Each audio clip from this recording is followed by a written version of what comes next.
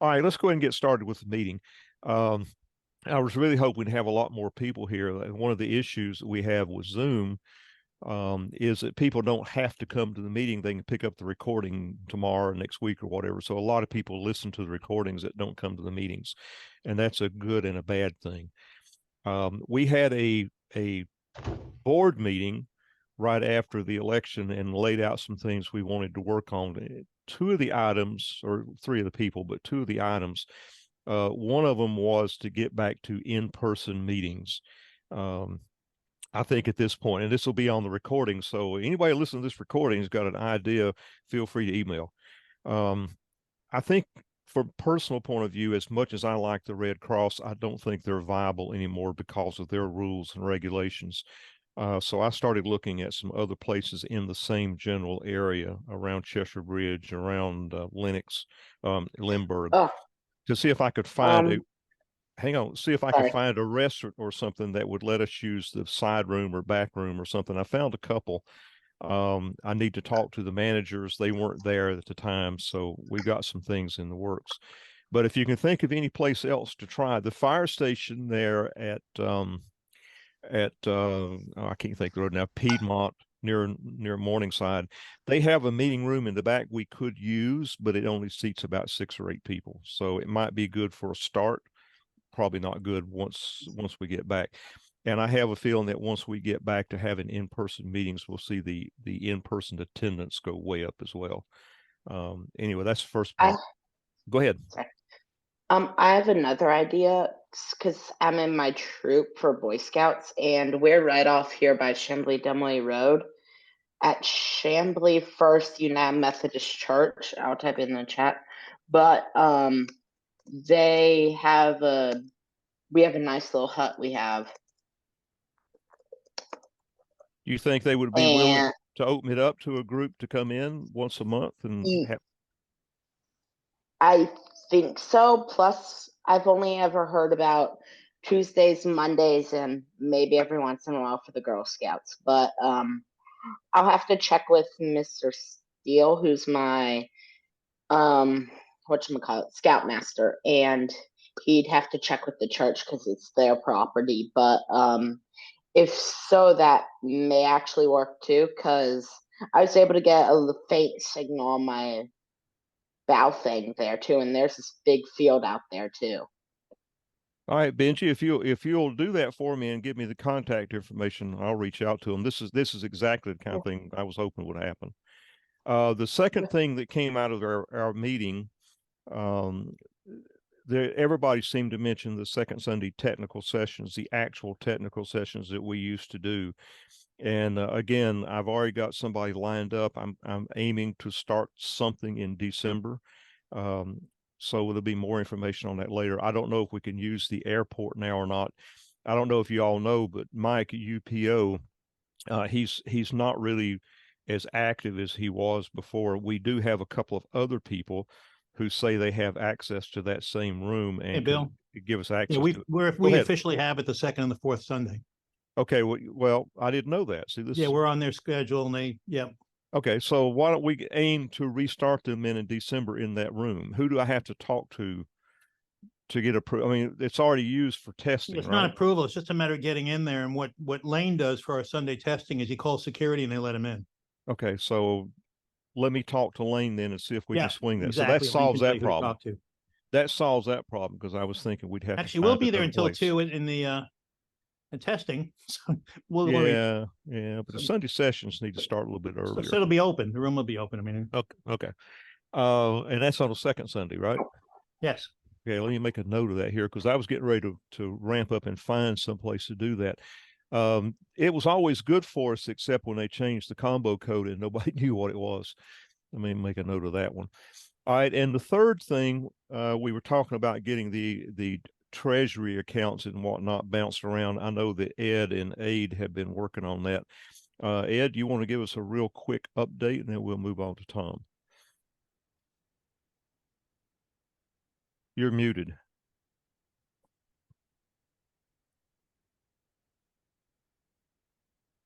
Can you hear me? There you go. Okay. We did get the accounts moved at Signature Bank or adjusted at Signature Bank. They now have myself, Aid, and Bill on the accounts.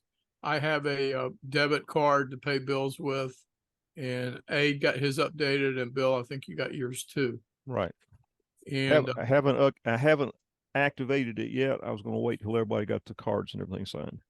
yeah, and I talked to the young lady, can't recall her name, but I told her I wanted remote banking so that I could access the account remotely. I can get in there, but I have to use a generic account that I know security is going to find that one day and say we can't use that anymore. Here's how we break down. The club has a total of $13,536.71. At PayPal, we have $1,251.84. In Signature Bank, money market, $5,208.15. Operating account, $4,904.51. Lifetime account, $2,032.21. And Hamfest account is $140. Before our next meeting, our next board of directors meeting, I'll try and get all this in a spreadsheet, and so it looks a little prettier. I've been busy with various things. There's a couple of topics that I would like to bring up, but I don't know, Bill, if you want me to bring them up tonight or wait till our next board of directors meeting. Let's wait to our board of directors meeting, which I skipped this month intentionally because we had so much stuff going on. We'll plan it for some time later in the month or early in November before the next club meeting. How Okay, about just an FYI, I may need to be in Orlando on the 19th and 20th of this month. Okay. I sold my house down there. Okay. Yay. So we'll make it a point not to set it on the 18th to the 22nd. Okay. Okay. Yeah. Cool. No problem. Okay, two more quick announcements, and then I'll hand it over to Rob, and he can do his thing. We do have an outing in Benji.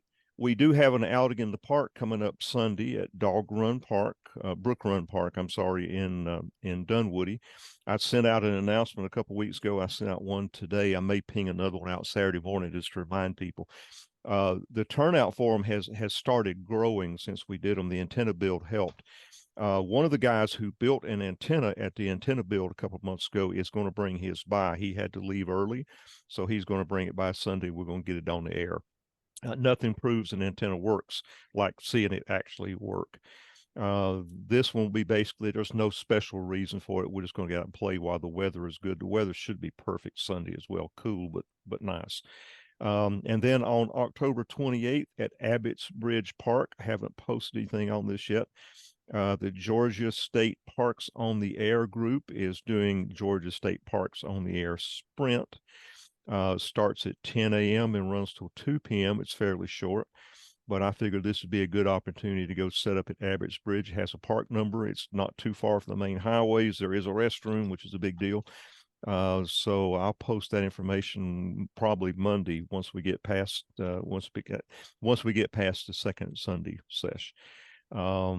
And we all know that the Stone Mountain Hamfest is coming up first weekend in November. Am I missing anything else, guys? Is there anything else I should throw in there other than lunch tomorrow? One thing that I'm thinking of, for Aries, I'm thinking because of our coordinator, since I'm in it, I do know they have an event from 12 to 3 p.m. on Saturday. Okay. So that'd be the 7th of this month, and it is from 12 p.m. to 3 p.m. And what is Aries it exactly? only. Oh, Aries only. Okay. It's a simulated emergency test. Right. I knew that was coming up sometime pretty soon. I've gotten involved in a couple of those, but our outings in the park, and since you have access to groups, you can see I put the address and everything in there. It's open to anybody. So if you know anybody in your club at school that wants to come, tell them to come on out and hang around. It's a good bunch of guys. There's nothing bad going on. So some moms get worried about beer and stuff. There's no beer. It's just us playing radio. All right. You all right? Okay. Also, I do understand how you guys feel about Zoom because my trip used to be on Zoom, and it's not the first time they've worked with something amateur radio. He's our scoutmaster. We used to have an amateur radio station there till it was hit by lightning outside and ground failed. So yeah, the issue with Zoom is, it grew during COVID, and now it has a plus in that we can get people in and do presentations we never could before. It has a negative in that most of the people, probably 90% of the people who see this presentation, will be watching it tomorrow, the next day on Zoom. They don't have to come to the club anymore. All right, Rob, you're up. Take over. You're muted. You're mudded. Or are you doing the Harry Potter thing? KT4XN, good evening. There you are. Group. I got a question for us, Bill. Is there or John, we have any repeater report or any information to convey? Oh, I forgot about that. Won't you do it, John? I'm sorry, what I missed here, I was Stevens sent out a repeater report this afternoon he couldn't be here tonight. You want to recount? his only report was that everything's working as far as he knows. There's no issues. So and he spoke to Robin. He didn't really have anything to contribute.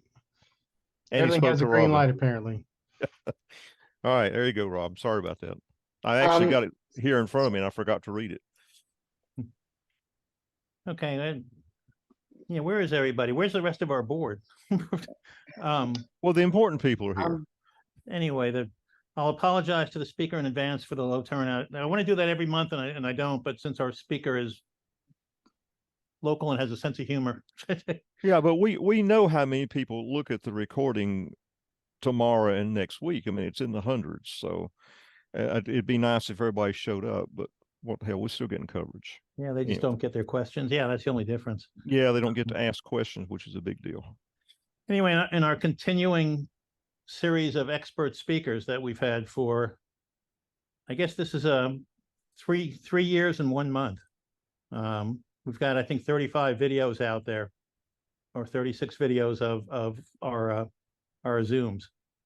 So we've gotten good speakers every week, great speakers every month, and in that series we have another great speaker tonight, and the distinction is he's local. He's not someone that I got from somewhere around the world on Zoom. He's actually here, one of our cool Friday lunch guys.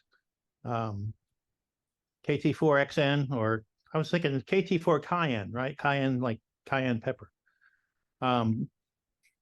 So our expert is going to talk to us on signals from Jupiter, signals coming in from Jupiter. But yeah, before Bill, as Bill was alluding to earlier, I don't think he's going to be talking about any monoliths that they found that they're coming from. Right? We'll find out. There may be monoliths out there. But let me go ahead and turn the meeting over to Tom. Thanks for coming. Thanks for waiting. Over to you. Good evening. This will be fun. Rob hit me last week and said, "Hey, can you give a presentation?" So I gave him a couple of choices. And so what we're going to do is part of the talk will be what you're watching behind Rob's head and why that exists. So with that, let me go ahead and share my screen. I've got this in several pieces, so you're just going to have to deal with that. But what we'll do is we'll start out with yuck. Okay. Jupiter storms in the decametric frequencies.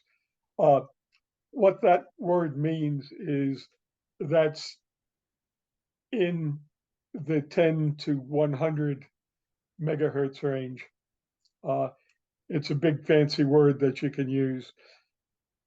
So that's an image of Jupiter. The imaging of Jupiter is getting better and better every year. You can see down in the left-hand corner, the great red spot. Let me put my mouse on it if I can. Right there, that's a storm. The wind speeds are about 600 miles an hour. Not sure we have any buildings that can withstand that. It's been going on for hundreds of years. This banding here, Jupiter turns at about once a little bit under 10 hours. So that's its rotation period. Our rotation period is slightly less than 24 hours. So it spins pretty quickly. You can see a couple of other little storms, these little spots of storms. And there's different gases in the clouds, which is why we have the different colors. So emissions from Jupiter was discovered in 1955. Bernie Burke and Franklin were doing a sky survey using something called the Mills Cross, which was down around 25 megahertz. Actually, at that time, it was 25 megacycles. We didn't get to megahertz until about 1961. But they noticed this signal appeared 10 out of 30 nights. They couldn't figure out what it was. And another astronomer walked in to the control room and they said, "We just don't know what this is." And that astronomer said, "Well, if you look outside, Jupiter's up in the southern sky." Then they realized that these emissions were coming from Jupiter. They weren't real sure what was going on. One of the other astronomers, Frank Drake, who was famous for the Drake equation, looking for extraterrestrial beings, came up with something called synchrotron emission. What that means is that the electrons get away from the atom. And once they escape the atom, that electron can move at, or vibrate, I should say, at any frequency. So they're like naughty little kids, which is the beauty of them. So the electrons in the magnetic fields travel at almost light speed. So it's pretty amazing. And because of that, we can detect these emissions. Now, the emissions actually go down to maybe 20 kilohertz, maybe below. But our sky is opaque at about 15 megahertz and below. That means that we can't see anything from outer space in the radio frequencies below about 15 megahertz. And if you look, and if you do anything with DX, and you look at the lowest usable frequency and highest usable frequency, the LUF and the MUF, maximum usable frequency, that you realize that this is happening. One of the interesting things is that in 1895, 1896, a guy by the name of Tesla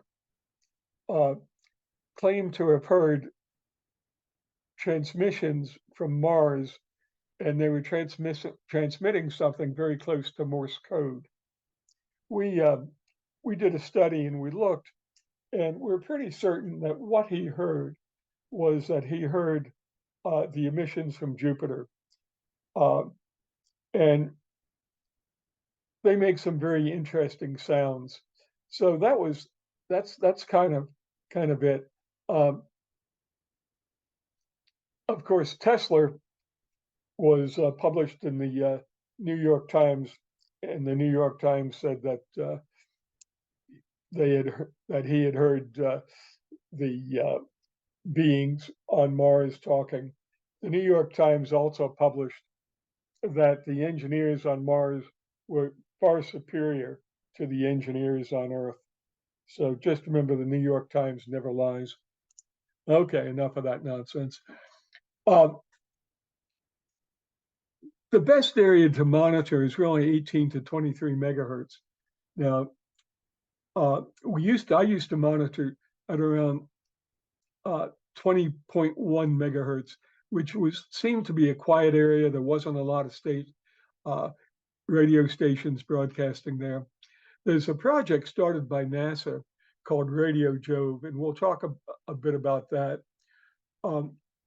For amateurs like ourselves, you can use your shortwave radio or your ham radio, and you set it to about 20 megahertz, 20.1 megahertz. You have a 15-meter dipole, about 23 foot long, on an east-west line. A preamp may be desirable. Most of the new radios have a preamp you can turn on, and using something called Radio Sky software. And you can detect the non-IO storms, which sounds like surf on a rocky beach, the ebb and flow, and then the IO-related storms, which sounds more like a machine gun with a kind of sound. If you've worked 15 meters and 15 meters at night, then more than likely you've heard these sounds thinking that it was just some kind of EMI. If anybody has a question, just jump in.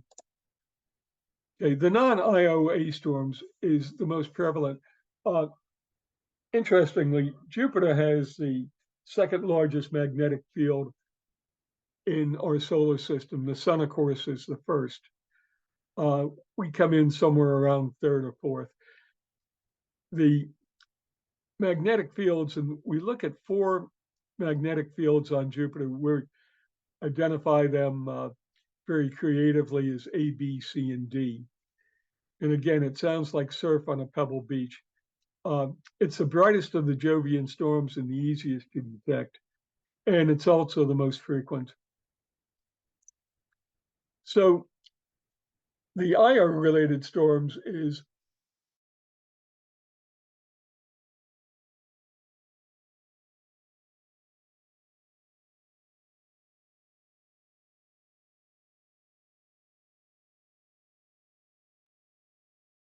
Did we lose Tom?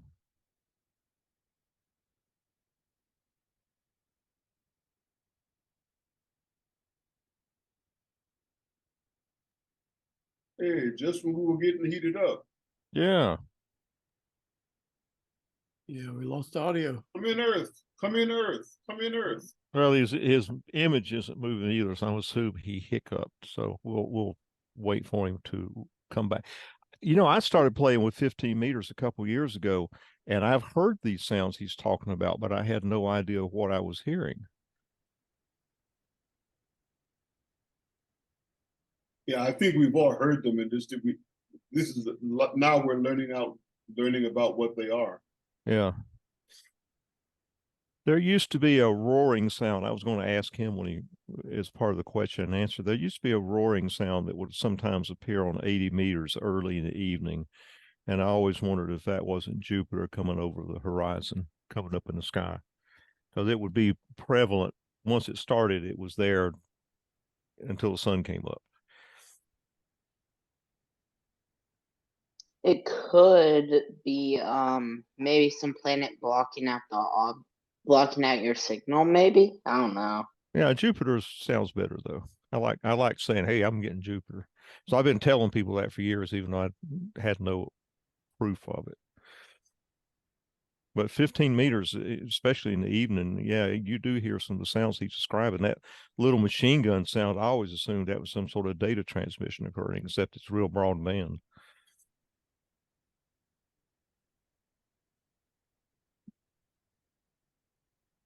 And Hey, this David, takes I have 34 minutes to get here from Jupiter. I haven't seen David Harden in a long time. How you doing out there, guy? I'm doing okay. I was thinking about the same about you. Really sad that I'm living down here, I can't get to see anybody up there. Yeah. Yeah, well, the good thing is, you know, you're in a better place. The bad thing is we don't get to hang out much. Okay, Tom is back. Tom, sorry about that, guys. we were discussing the questions we were going to ask you at the end while you were gone. Okay. So pick up and continue. All right. Yeah, suddenly you disappeared, and then I realized that my internet crashed. Welcome to the 21st century. Thank you. Yeah. To think I spent my life doing that. Okay. There you go. All right.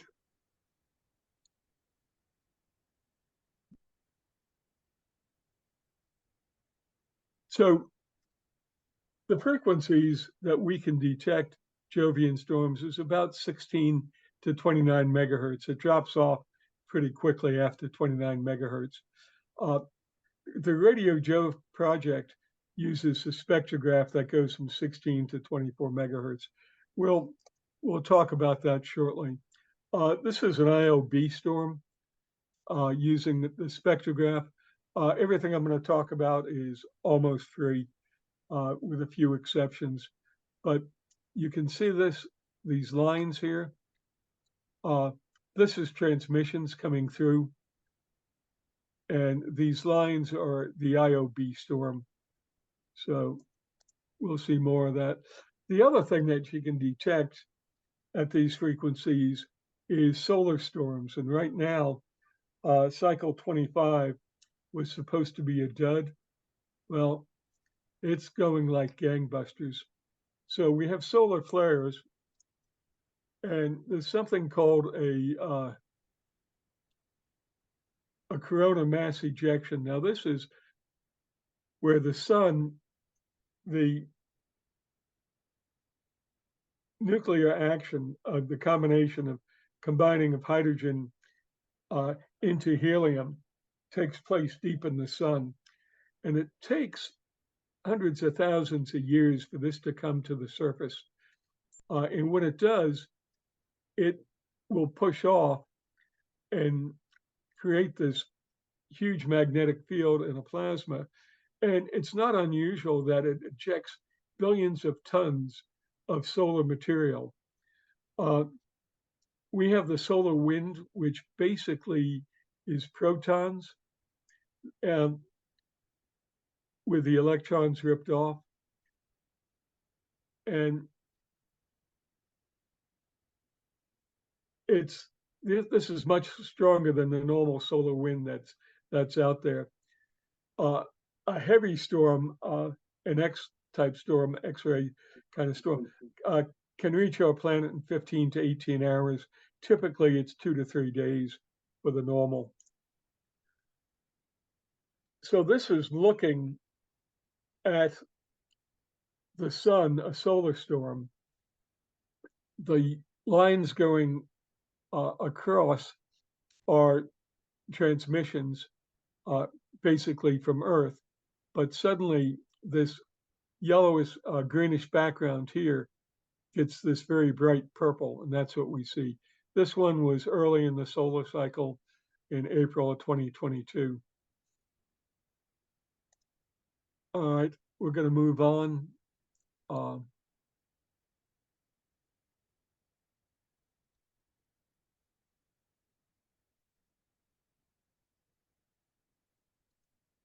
I picked this presentation up from the Radio Jove group, and I thought that we would use this as opposed to me writing something different. Chuck Higgins is up in Tennessee, and he runs this program for NASA. There's a number of folks that are highly involved in this. Leonard Garcia is University of Florida, Francisco Reyes, University of Florida, Wes Greenman, University of Florida. They had a radio astronomy site, and they had 640 dipoles that they could direct. So they did quite a bit of work in radio astronomy and detecting emissions from the planets. For the most part, Jupiter, a little bit from Saturn, not too much from anybody else, and of course, a lot of stuff from us. We're emitting constantly simply because of all the transmissions over the past 120, 130 years. So these are the guys that have this program. The beauty of the program is that there's no charge. They get a lot of support from NASA, Society of Amateur Radio Astronomers. If a student wants to get involved in this or any radio astronomy project, they can fill out a grant request. It comes to the grant committee, of which I'm chairman. And we almost always, very seldom do we refuse a grant. we'll do a little bit of coaching to help you improve the grant, improve the request. And what we do is we ask you to send us a monthly report once you get everything up and running. So that way you can get all the equipment for free if you're a student.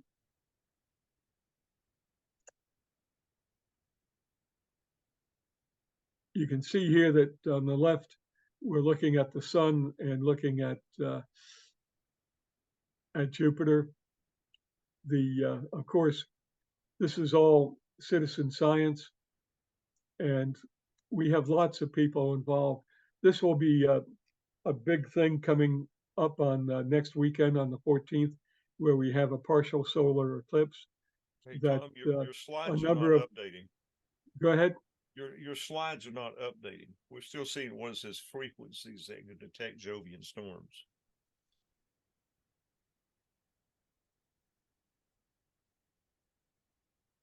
What do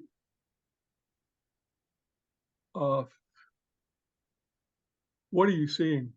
I'm seeing a PowerPoint, the actual control panel, and the panel says frequencies that can detect Jovian storms, 16 to 19. So you're talking about slides you're seeing, but it's not updating on the screen. We're on slide number 6 is what it's stuck on. All right. Welcome to the 21st century. Okay, I'm gonna try this again.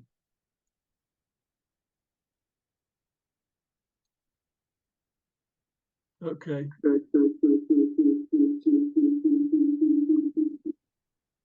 What do you have now? Radio Joe 2.0 overview. Okay, good. All right. I took the other one down. Somebody's open. I hear myself echoing. Everybody mute except for mute your microphones except for Tom. All right, Tom, carry on. Okay. So again, this is citizen science. The professionals have kind of stopped looking at Jupiter. So it's dropped into the hands of the amateurs to look at the emissions from Jupiter and to determine what the rotational period is for each of these. So that was originally done by University of Florida and also done by the French in a place called Nancy.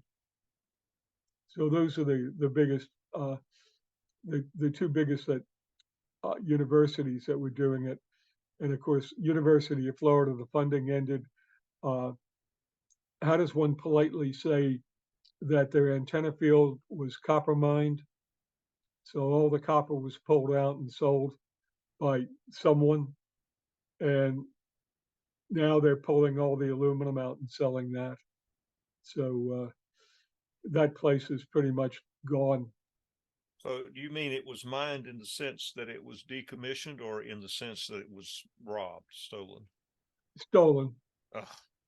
Yeah, I was being polite and said mined. Okay. Hey, you don't have to be polite here. All right. The basic antenna is a dual dipole, which is 30 by 40 feet. You put up two dipoles cut to about 20 meters. It goes into a SDR play, RSP1A. HRO sells those for about $150 each. You use a program, you use two programs. One is receives the data from the SDR play, and that's called SDR play RSS, and that feeds a spectrograph, which is what we're looking at here, the spectrograph, and you can see here the solar bursts. So all of the software is free and available.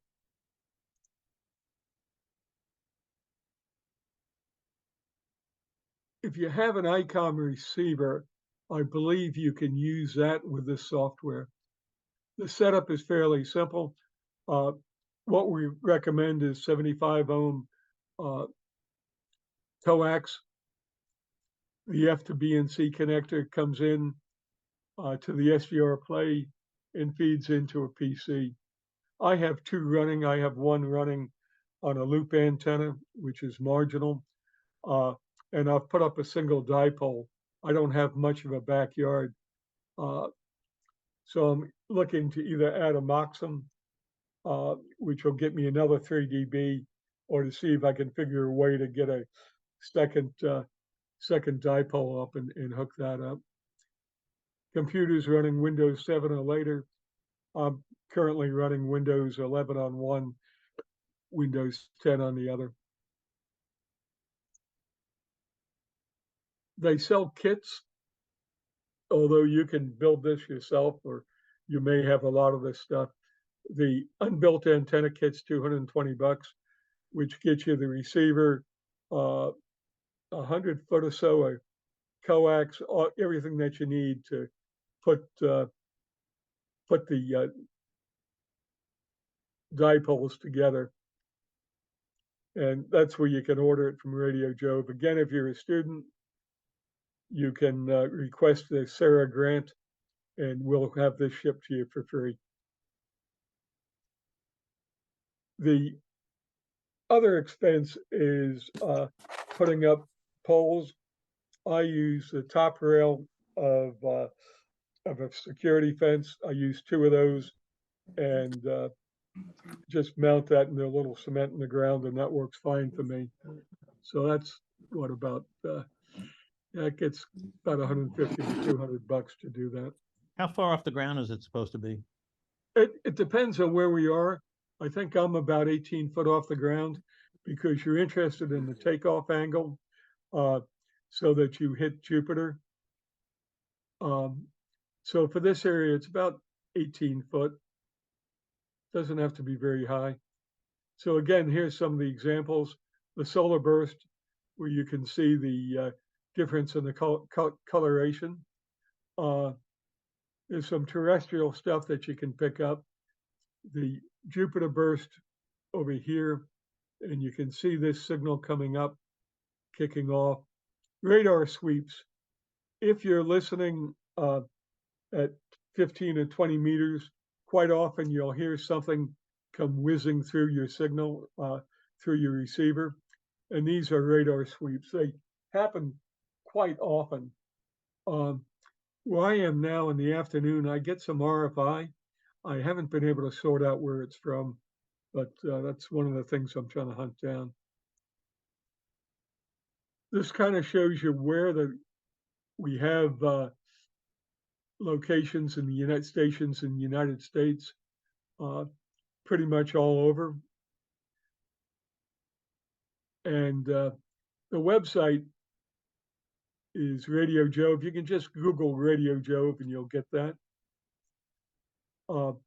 Live data, Larry Dodd, who is up in Jasper, has live data. We'll put that on in a minute or two. There's training modules to help you understand how to run this stuff, how to do it. The instructions are really good on putting this together and what you need to do. Looking at the solar eclipse next week, and of course the one that's coming through Dallas, Texas, and going up, which is what, April 8th or so next year. But we have the big one, or not the big one, but a partial eclipse on the 14th. So I'll have some visual telescopes set up for my neighbors here. There's lots of other projects that can be done with this. One of the interesting things, when the comet hit Jupiter, comet Shoemaker-Levy 9, I had set up a group worldwide to monitor it at the decrometric frequencies. We did quite well, and we were the sole observer of a few of the impacts, and we confirmed the Chinese impact and confirmed someone else's. So amateurs can really contribute using this Radio Jove system. And again, it's You can use your own receiver, or $150 you can buy the play RS. So in any case, we'll just go on. This is kind of a look at the hardware. You can see the two antenna poles out there in this area here. We're in the process of putting together a calibrator. It's still kind of in beta test. When that's done, looks like it'll be $125. The calibrator will have relays and a number of circuits in it that'll be put together. And then the output of the calibrator will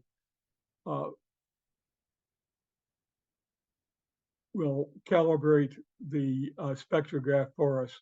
That's one of the things that you're constantly playing with it now. So hopefully that will improve. Using the SDR with the Radio Jove, you can get two kinds of signals. You get the standard kind of signal here, which is giving you, with radios and radio astronomy, we don't measure things in dB as much as we do in degrees Kelvin. 70 degrees is about 300 degrees Kelvin, 70 degrees Fahrenheit. And then you can see down here, solar bursts.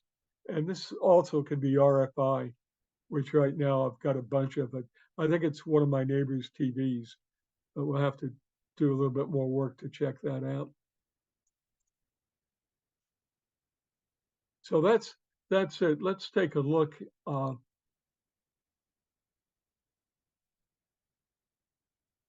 This, get rid of this one. This is telling me where Jupiter is right now, the rise time, the set, and the right ascension declination. And the central meridian, is it pointing to us or is it off? Where Io is. We also have the same information for the sun. And then if we click over here. Yeah, Tom, your screen is not updating again. We're still seeing the Radio Joe 2 overview page.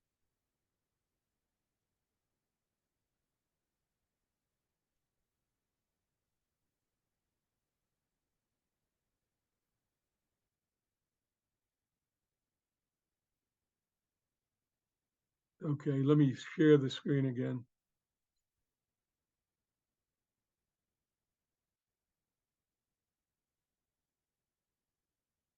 All right. There we go. Okay. This is what I was talking about, Jupiter.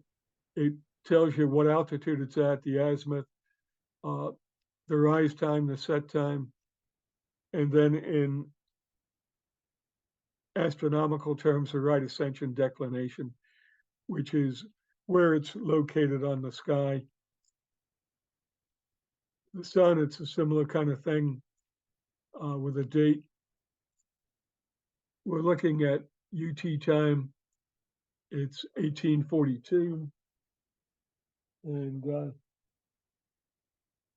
it's not the right UT time. I guess I just threw this up tonight to demo it. But there's a number of the Jupiter altitude. So this is a free tool that you can play with. And again, all of this is available. Let me screen share again.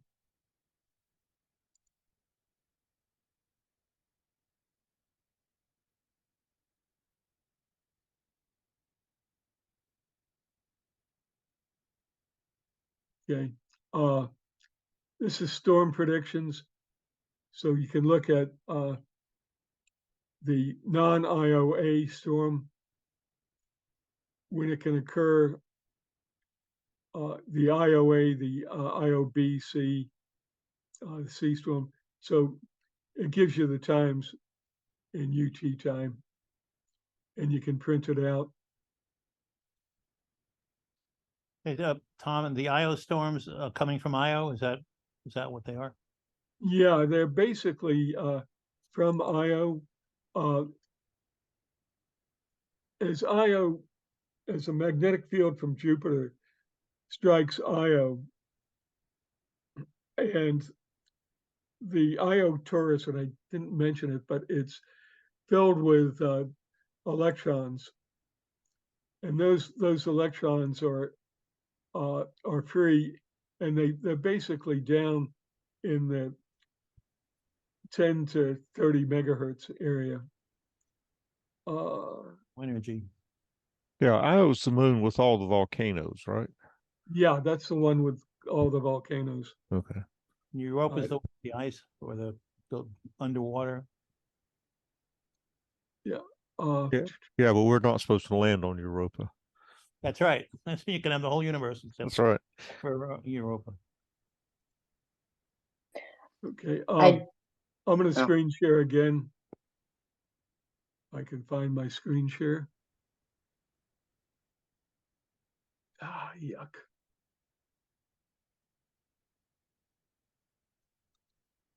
Zoom is good until you're trying to bounce around to too many things. Also, Tom, is it true? Because I remember seeing this article. They're saying Mars had like an ancient ocean in it that they found water remnants inside. Is that true? Yes. That's billions of years ago. The Mars has had water. Mars actually does have water, and it has water underground. We may have discovered in one of the early Martian missions some bacteria kinds of things, but that was undecided. So when things are undecided in science, the answer is no. We're still looking there. We're looking at a number of the moons that have water to see if there is life. If you look on this planet, you go down 1 mile out in South Dakota into a gold mine, and you'll find bacteria living down there. So, and if you go to Yellowstone, you'll find bacteria living at 180, 200 degrees. Also in thermal vents in the ocean, where the temperatures are above 220, 240 degrees, you'll find bacterial life. So we're beginning to learn a lot about that. I would expect in the next 20 years, and certainly in your lifetime, Benji, that we'll find forms of life outside of the Earth. So I'm kind of done screen sharing. So anybody with a question, go ahead. And the 33-foot dipole antenna. If you don't have that much linear room, can you use a bent dipole? Sure. Like an L? Or If you bend it, if you bend the dipole on both ends, there's very, very little signal loss. And that's a common trick. If you look at the Moxon antenna, it's 2 bent dipoles. it looks like a T with descenders. Yeah. What if you did a V dipole? Would that cause any issue? Say that again, Benji. I've heard more about V dipole.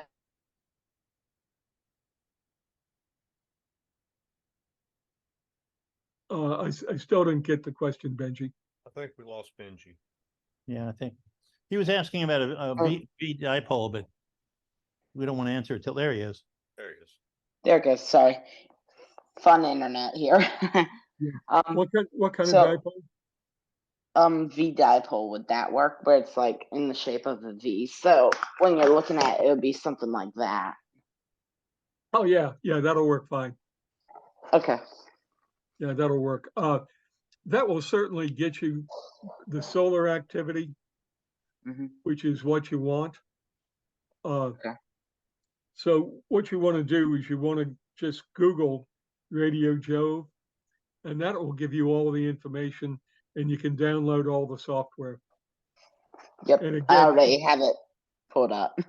yeah, and if you want one of these systems, you can go to radio-astronomy.org and fill in a grant request, and we'll ship you a system For free. for free. I've got $6,000 to spend a year on grants. Unfortunately or fortunately, most of them come in from India. So we just had a glut come from India, but we really like to do business in the US and Europe, where most of our members are. What else you got, guys? I think this has been pretty interesting, Tom. We used to do a lot of stuff on 80 meters. And one of the things I used to just make a joke about, there'd be this roar on 80 around 3.9, 3.85 or something. And I used to just joke, oh yeah, Jupiter must have come above the horizon. And I did that for a long time. Don't have a clue if it's true or not. But when I get into 15 meters, I started hearing these sounds. I did the Googling, and I think I caught part of what you were looking at tonight, the description of the sounds of gravel on waves on gravel and the machine gun. Yeah. And when I was doing one of the QSO parties here, just like the last month or so, I got knocked off of 15 because right in the middle of it is that come that sound, and that's it. It's so wide it takes out the whole band when it hits. Yeah, I mean it takes up everything. We pick it up over the complete 16 to 24 megahertz, and we'll pick it up at a certain time, and you will see it change and go through. 80 meters, no. Anything below 15 megahertz, the sky is opaque. Those signals just can't come through. Have we put up any satellites? Go ahead, Ron. Have we put a system in space to listen for that since the sky is opaque? Yeah, the French put up a satellite sometime in the early 90s to listen to Jupiter. Unfortunately, it lasted maybe a month or so, and then it went dead. When we sent the probes to Jupiter, we had radio receivers on them looking at the very low frequencies, and we detected a lot of the Jovian noise. NASA put out a book on that I've got. They had long antennas hanging off of them Yeah. to do that? Yeah, I mean, a simple dipole will work. When the comet hit Jupiter, there was a guy out in New Mexico who had a simple dipole, and he was able to detect the impact of the comet. I got the A impact using an antenna that was recommended, but at the end of the day, I could have been using an open piece of coax. But it had been written up in 3 or 4 journals, so I thought it was a good idea. But when it was modeled, it was found to just be dead as a doornail. But the dipoles work well for solar. What year did that comet hit Jupiter? 94. Was it that long? Yeah. Oh, wow. It was what, July of 94? Yeah. Seems like I remember it when it happened, and they were covering it on some TV channel, and the lady from NASA was on there, and she said, we're very lucky that Jupiter has such a strong gravitational pull because it pulls in all this garbage from outer space. Instead of hitting us, it hits Jupiter. Yeah. An amateur caught a meteor hitting Jupiter a week or 2 ago, and it hit in the front. The issue that was going on was that the satellite that we were sending to Jupiter wasn't there. The main antenna never deployed, so it was using a small antenna. So it was sending down, oh gosh, below telegraph speed, maybe 50 bits a second. So they had to be very, very selective on what they downloaded. And what they found was the amateur radio astronomy information was more accurate than the visual astronomers, the professionals. So where we had timings, they used our timings. Also during that period, there were tremendous storms throughout Florida. So University of Florida didn't receive anything. Emke DePater was the astronomer who was heading up the project for NASA, and she was out of California, if memory serves me right. She's written a book on planetary astronomy. I've got a copy of somewhere. But yeah, that was pretty big. Those impacts were behind the planet. So what we saw was that as the bolide came in, it heated up the gases around Jupiter. So we would see an increase in signal. When it went behind Jupiter, that signal would decrease. And then when it struck, the energy that it sent back out and the heat it sent back out is what we detected. We detected those electrons that had gotten disturbed. So what they did was they took from the loss of signal to the return of signal and went for the middle of that for the impact time. And that's what they used to download the Galileo satellite. So they could detect the impact even though it was on the opposite side of the planet. Exactly, and that's how they did it. That's essentially reading the shock wave off the atmosphere then, or out of the atmosphere. That's it, Bill. Yeah. That's it. Yeah, it was effectively the shock wave, but radios are nothing more than fancy thermometers. It's hard to believe, but that's in radio astronomy. You measure everything in degrees Kelvin. You said earlier, even to touch on this subject a little bit further since you brought it up, you said earlier that all the really good observations or the in-depth observations are coming from amateurs because professionals aren't looking anymore. Why have they given up on Jupiter, or is it just they got other things to do? That's a wonderful question. The issue comes in that they look at something, they study something, and then they move on. Funding for science through the National Science Foundation is limited. Arecibo crashed because National Science Foundation didn't give them the money they needed to repair the cable that was damaged. That cable failed, and then it put stress on the other cables.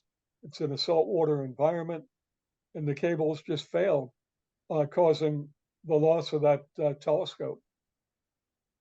They defunded the 100-meter telescope at Green Bank and said, well, there's another one in Germany that can be used. Well, come on, kids, this is the United States. We don't have to depend on other countries for science.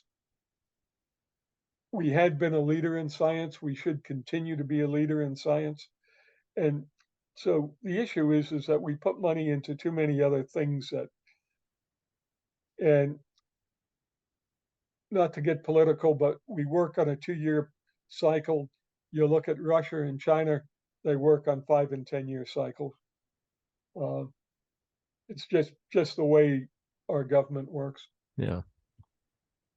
So Yeah, a lot of us grew up with the space race, which is all political anyway, but we miss the days when we were doing things in space. Now we have to get the Russians to give us a ride to our own space station, even though I went to Orlando, went to Cocoa Beach for my birthday. I go every year, and I got to see one of the Falcon Heavy launches. It's actually on my birthday. Mhm. And I got to say, Tom, it was the most impressive thing that I have. I never saw an Atlas or a Saturn V, and I never saw a space shuttle. But this thing was impressive as hell, man. It went up. You could see it until the boosters separated and they went dark, and then they suddenly lit up, maybe, I don't know, close to the water.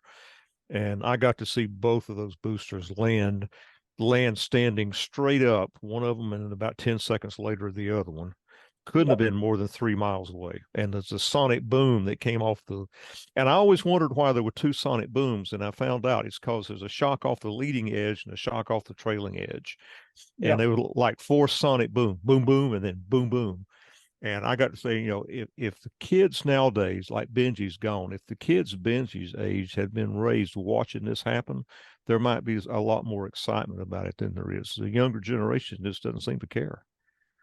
Yeah. When you look at that time period, 1960, 1970 through 75 or so, it was how much weight can we throw? How accurately can we throw it? And it was between us and the Russians. Yeah. So we also put in 1,000 Minuteman missiles, each one carrying 1.2 million tons of TNT equivalent. Uh, and the Russians had to spend all their money doing that. So we've done a lot of things to make Russia spend money. They've done a lot of things to make us spend money. So it's interesting when you look at the science of war, especially the Cold War, uh, what we've done. So really, to answer your question, that once something's been done and been discovered, uh, science moves on. They have to move on. Uh, None of us like it because we're losing assets, but there's just not enough money to go around. So we're better off going for new science than replaying the old science. Yeah, I guess that makes sense. Yeah. Uh, we get into this discussion all the time with amateur radio astronomy, and people just, you know, question it. You know, Uh, why can't we use that 85 meter? There's an 85-foot dish down in Woodbury that the people who own the property would love to have somebody come down and refurbish, um, but there's no money to do that. yeah. I was working with, one of the colleges out in Gwinnett, um, Lawrenceville, and we went down there. We talked to the folks. We took a look, and I told the professor, I said, get a bunch of your kids interested, have them come down and start cleaning this place up. Once that's done, then we can start putting some equipment in to do science. And the cost today, Bill, is so inexpensive uh, to do science. It's truly amazing. Um, you look at the SDR play at $150. You look at other ones that are being used at $35 to do radio astronomy. Uh, it's just absolutely fascinating to me how the costs have come down. What it really comes down to is you need to have the proper antennas. Yeah, I was looking at while you're doing the presentation, I looked at the Jove website, and you can buy the components. You can buy the whole kit for 150. You can buy it assembled for 220. Mhm. And I think one of them was assembled and put together for 3 something. Somebody's really interested in doing this for $250. That's not a whole lot of money to put into something like this. And it looks No. like it would be interesting. And now I worked with a student last year. I got her a Sarah grant, uh, and she measured the rotation of the galaxy in the hydrogen line. I got her all the equipment, but you can get that equipment today for about $250, whereas 10 years ago, you were spending $2,000 for the receiver. Yeah. Now you're spending $35 and maybe $100 by the time you get done with preamplifiers and all of that. So it's really changed the way science works. Anybody else got any questions? Rob? Yeah, I was looking at the University of Florida antenna. That was interesting, the 640 dipoles. And said they were for up at 26 megahertz. Yeah. So they were just a little over that. Yeah. Also, Francisco Reyes did his dissertation using that antenna field and looking at pulsars. So he had detected pulsars with that. And we're getting to the point now that amateurs can detect pulsars. So things are moving along. That's not something I would have thought of. I figured you had to have a big dish of some kind for those. So you can actually do it with essentially home built antennas in the backyard kind of thing. Exactly. Yeah. Yeah. God. 4 meter dish or so. Joe Taylor worked with a guy in Texas several years ago and building a system to detect pulsars and was successful. What was the site for the kit again? Radio Jove. Okay, thank you. JOVE, one word. Yeah, they'll sell you the whole kit. They got there's like 4 different price levels. You can buy each individual piece, but the whole thing's 150. And I think the other part was they'll assemble it or assemble the antennas for you, which we know how to build antennas, guys. But they'll build the antennas for you for an additional like $80 or something. That's MFJ prices. That sounds like a second Sunday project. I wasn't going to say anything, but I've got one of those SDRs sitting here, and I just bought a laptop Tuesday dinner that should run the software, and God knows I got enough 15-meter dipoles laying around the house here. So we go out in the park Sunday. I may actually put up a 4 or 5 element dipole array out there and just see what we can do. Yeah, that might work. Yeah, I'm serious. It's pretty amazing. Don't know what I'd be looking at, but maybe see some lines on a display. I mean, yeah, I mean, if you download that software, it assembles pretty quickly, and you can download the instructions, and they tell you step by step how to set that up. That is pretty cool. I've got one of the radios laying here. I've had it for a while. Played with it for I don't know a few weeks, and then okay. So what am I going to do with it? It's a tool without a purpose, and it may actually have a purpose now. Yeah, this could be cool. Anybody got anything else? Tom is graciously willing to sit here while his internet holds up and answer questions. Tom, what's Alabama doing? Well, they have that little dipole field, right, at or a big dipole field at Altacama. Yeah, I mean, say that again, Rob. Doesn't Altacama have? They've got some kind of array of something in there, dipoles or something there. I was just wondering what they were looking at. I've got a question about this presentation was about Jupiter. Are there similar things about Saturn that we should know? Saturn is too weak for the amateur to pick up. Tom Carr, University of Florida, did a book back in the 50s looking at radio emissions from the planets, and Saturn was very, very weak. The Sun and Jupiter, and of course Earth, for all the trash that we put out. That sounds like a challenge to me. How about Mars? Not unless you're Tesla. No, Mars has a very weak, if at all, magnetic field. And the key is you need a strong magnetic field to have radio emissions. Well, I'm sure the Martians shield everything too, Tom.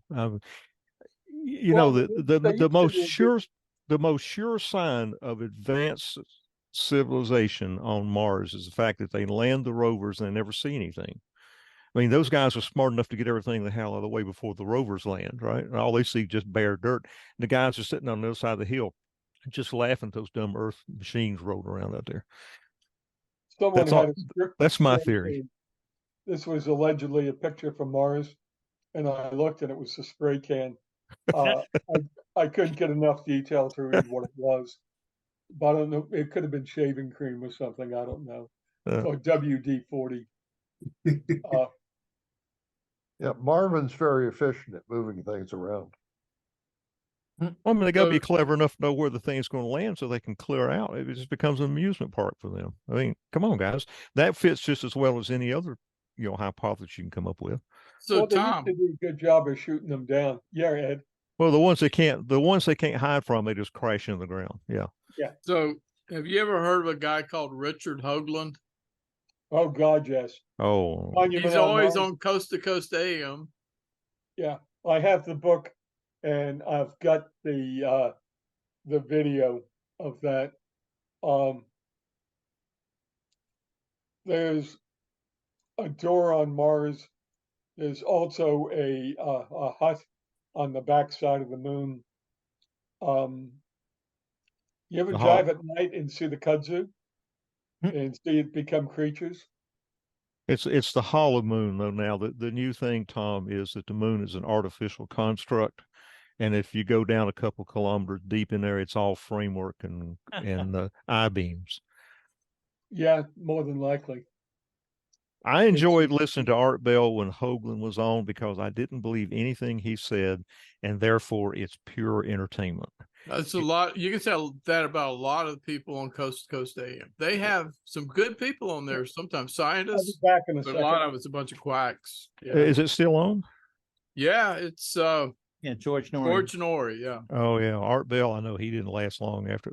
But the other guy, you mentioned something earlier about the mass ejections out of the sun, and they were predicting we were going to take a solid hit in 2007 and going to wipe out most of civilization. I can't remember who that guy was, but he was buying up property in Hawaii so he could live in the lava tubes. That was another Art Bell guy. He would be on the week after Hoagland usually. Yeah, they got a lot of them on that show. But then they have like the theoretical physicist Kaku. Kaku. He's Yeah, good. I he's like good. him. So they have good and bad on that show. When's that on? It is on like 11 to 3 in the morning, but for about I pay him $60 a year and I just download what I want to hear. Oh, It's a podcast. You know, they're on the Trucker channel on Sirius. Yeah, 3 in the morning. That one is, If you're up that time, I just haven't- go I through haven't- pick out what I want to hear. I haven't paid any attention to it. So, when Kay was sick, I was up all hours of the day and night. I'd be up helping her, and then I'd actually sign on the computer at 1 a.m. and work till 4. That was part of my work day just so I could be around when she needed help. And once I was no longer helping her so much, I got back on a regular schedule and just kind of lost it. And I heard Art Bell turn it over to George Norrie, and then I heard Art Bell died. Yeah, I heard, he smoked like a fiend. So Yeah. I think that's what got him. Yeah, Norrie puts out a note every day. I subscribe to it. Some of it's interesting. A lot of this stuff you can explain. There's a book out that was put out years ago called The Day After Roswell, and it's by a Colonel Philip Corso. Yep. And he claims that Roswell, that it was a alien spacecraft, and they have the people, and the people don't have sex organs. They have no way to eat, no stomach. And he goes on. they're Wright Patterson, right? Yeah. And you read this, and to me, it's a phenomenal science fiction novel. But if you're a UFO, why do you have headlights on? That's a good point. It always amazed me that they could come thousands of light years through space and get tangled up in phone wires in New Mexico. Now, I'll add one point to this, and I'm going to drop off of that one because it gets kind of weird. In 1962 and 63, my dad worked for the government. He was an engineer, and he laid out construction sites. He didn't actually build the buildings. He built the sites that built the buildings. And we were living in Xenia, Ohio at the time. This is 1962 and 63. And he told me, we went on a tour of Wright-Patterson, just a general tour. You go look at the airplanes in the museum. But he used to tell me, 6, 7 years old, that there was more underground than there was above ground there. Part of what he was doing was laying out the construction to add a whole new set of underground layers, floors upon floors, he said, underground at Wright-Patterson. And that's before any of this nonsense about aliens and Roswell and all that ever came out. And he was telling me at the time that there are places there where it's like having a 5-story building underground. So there is, behind the conspiracy theories, there may be some truth to the fact there's stuff under there. But do I think they have aliens from somewhere? I don't know. Well, don't have a clue. I go into the belief that if aliens have why don't they come see me? Why do they go to trailer parks and go see people on welfare? I mean, is there something special about that? A lot of this stuff can be explained. I've seen 5 UFOs. Unfortunately, I could determine what they were. St. Elmo's fire, bald lightning. You'll see that during the summer. You're flying in an airplane and you look down, there's a ghost airplane underneath you. You've built up a static charge, and that static charge is reflecting off the clouds. There's a whole bunch of this stuff that, if you think about, you can explain. The UFOs in the Hudson Valley up around, Westchester County, White Plains up to Poughkeepsie. A group of guys said that they were flying their single engine planes with lights on and flying in a formation to make it look like a UFO. Morphin or something like that, lights out in New Mexico or Arizona. I mean, there's a bunch of strange things that go bump in the night. We talk about these creatures, that are semi-human out west. Well, have you ever seen a bear stand up and walk? Bears, if they hurt their front paw, will just stand up and walk on their back paws. Not a big deal. And a lot of this stuff can be explained away. But I find this book quite interesting. As he goes through, I'm not quite halfway through it, but I'm looking at this and saying, if there's any truth to this book, why didn't the government censor it?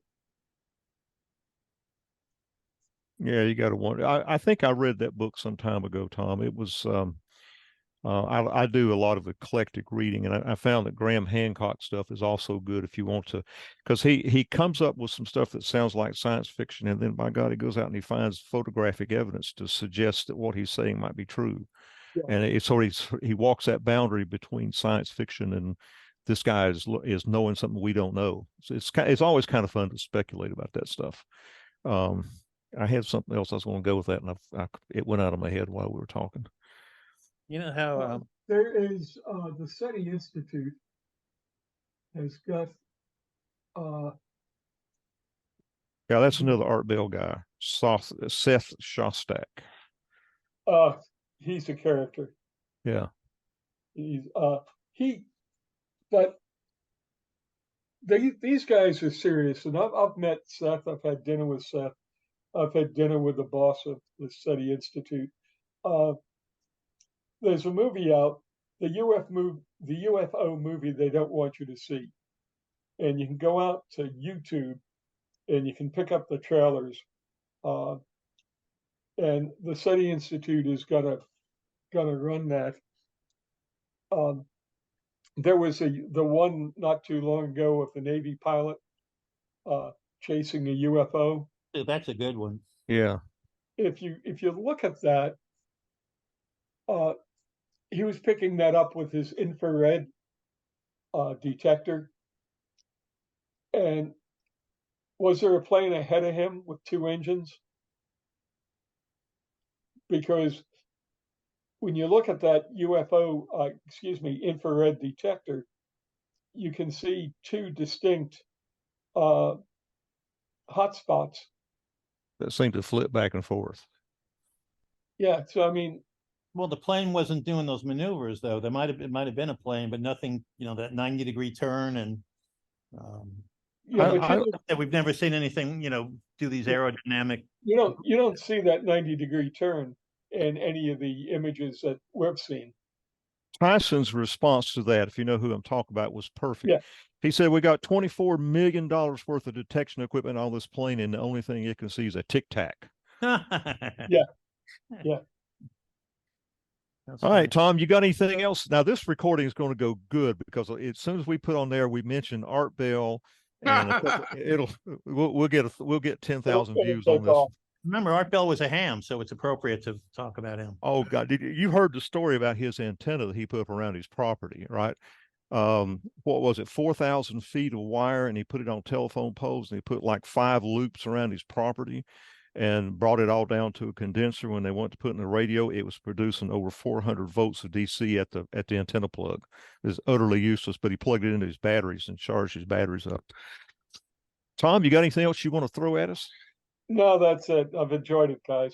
I appreciate you coming by and doing this for us. Your Tom. stuff is always good. I got one last comment. All right, Dave, go for it. When I was in college, I had a prof who had been in the Air Force, and when he was in the Air Force, he worked for Project Blue Book. Yeah. And so, of course, we asked him if he believed in UFOs.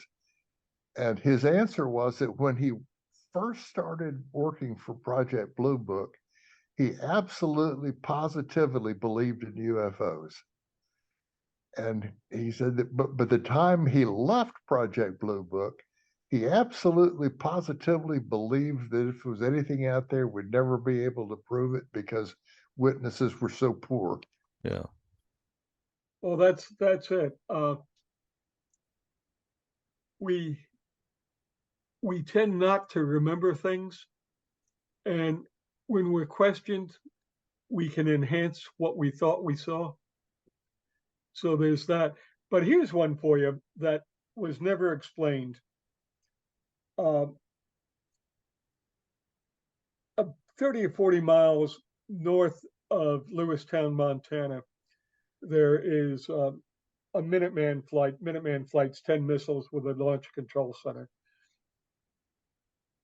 The missiles started dropping out.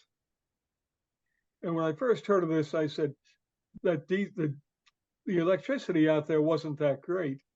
And the diesel generators, may not have kicked in. So you had 6 hours on batteries, and then the site would drop out. The sites dropped out. They said the air police said they saw lights hovering above the sites. So that one just can't be explained. Now, what Boeing went out and looked at that, and one of the guys that I had worked with when I worked for Boeing out there was on that team. And he said, Tom, we couldn't come up with anything. The only thing we could do was to put 10 volts, and this is the days of Y currents, where you use 10 to 12 volts for the transistors, that if we put that on the command line, we could drop the system out. Now, we're talking about a shielded cable that can take an EMP, electromagnetic pulse, that's buried 6 to 10 foot in the ground. So how did you get 10 volts on it? It's also charged with nitrogen gas. So if the cable's cut into, it leaks and you get a cable fault. So that's one of those that It's also the humidity in there. this is Montana. There ain't no humidity. Yeah. I mean, that's why Bell does it with the the nitrogen in there. Yeah. So you can go out and just Google Minuteman UFO, and you'll come up with that. I talked to the missileer who was in the command center, and when he got the call from the launch facility, they're out there working on it. He called upstairs to the sergeant, to the master sergeant, who was responsible for the site, and he said, "Hey, take a look outside, see if you see any lights." And the master sergeant said, "What are you, nuts?" So, did they see something? I don't know. One of the air police was so shaken up that they had to send a helicopter out to bring him back as a medical emergency. So if there's anything to it, that one I can't explain. And as I said, I talked to the missileer who was in command at the Launch Control Center. There's also another case in North Dakota that wasn't quite as bad. So what happened, I don't know. I do know that there are magnetic fields near some of those launch facilities that we would pull 20 or 30,000 volts hooking up a ground. So what we did was we used jumper cables and we'd pull the spark on the jumper cable, connecting two jumper cables together, get that spark, and then we could hook it up without a problem. So, there's lots of things that go bump in the night that we just truly don't understand.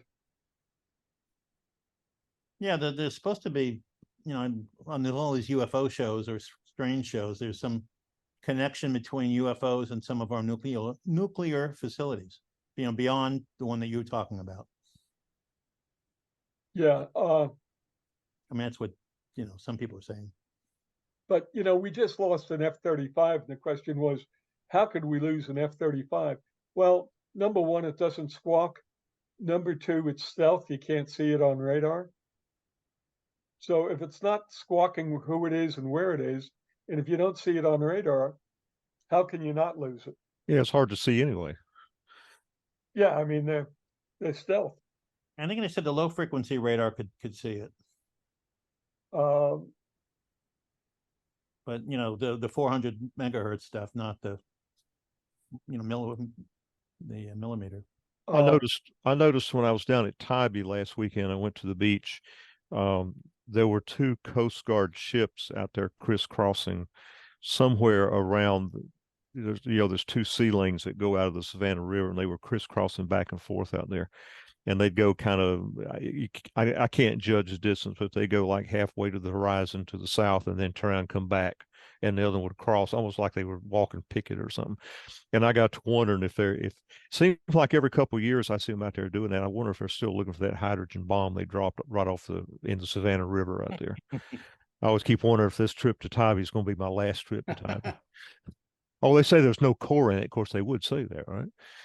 All right, Tom, let's put a plug on this. And I see people dropping off one at a time. Thanks for coming in. I will try to get out to Friday lunch again before we get linked to the holidays and everything gets tied up. But I miss seeing you guys out there. I really do. I'm gonna try to get back to it. I only work about 4 miles up the road, but the people I work for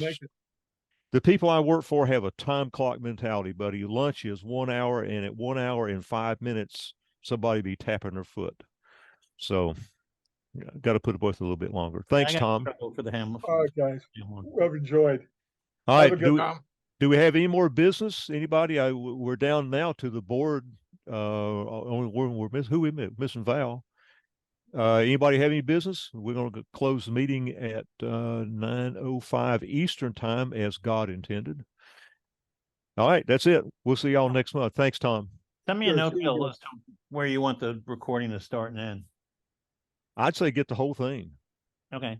I mean, you know, we I can mean, just ending, I got that, but the start would be, about the time Tom started talking. oh, okay. Well, okay. Oh, Actually, leave the business part in there where Ed and I you leave that in there. That's part of the meeting, right? yeah, no, I was going to do that. Just And be sure and mention when you do the notes on it, be sure and throw in something about Art Bell and UFOs on there. And that way Tom will get a lot more views out of us. We haven't started paying by the view yet, Tom, but we'll work on that model. Yeah, I understand. All right, guys. All Bye right, bye. guys. Bye. Take care. Thanks, Rob. see everybody. See you, Ed. See you tomorrow, Tom. Bye. Thanks, Tom.